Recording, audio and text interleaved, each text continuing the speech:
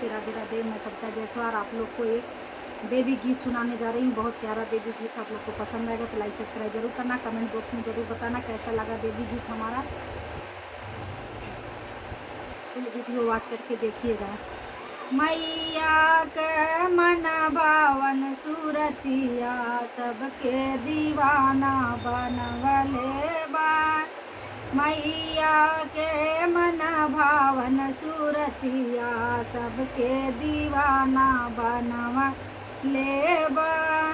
मैया के माथे पे टीका सोहे, मैया के माथे पे टीका सोहे, नथिया में पतिया लगवले बा। मैया के मन भावन सूरतिया सबके दीवाना बनवले बा।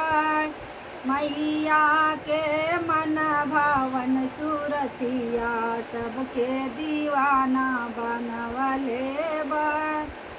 मैया के कानों में झुमका सोहे, मैया के कानों में झुमका सोहे, हरमा में पतिया लगवले बा।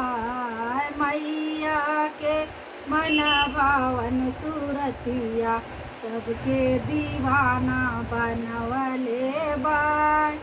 मैया के मन भावन सूरतिया सबके दीवाना बनवले बा। मैया के हाथों में कंगना सोहे, मैया के हाथों में मेहंदी सोहे, मैया के हाथों में चूड़िया सोहे, चूड़िया में डायमंड लगवले बा। मैया के मन भावन सूरतिया सबके दीवाना बनवले बा।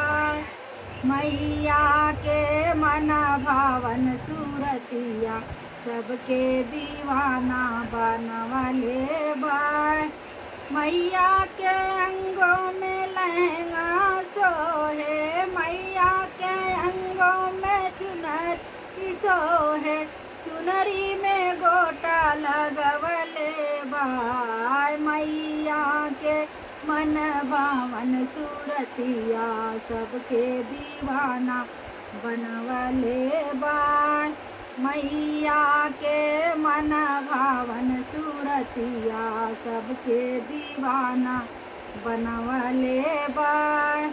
मैया के पैरों में पायल सोहे, मैया के पैरों में बिछुआ सोहे, मैया के पैरों में पौजन सोहे, पौजन में घुघरू लगवले बा। मैया के मन भावन सूरतिया सबके दीवाना बनवले बा।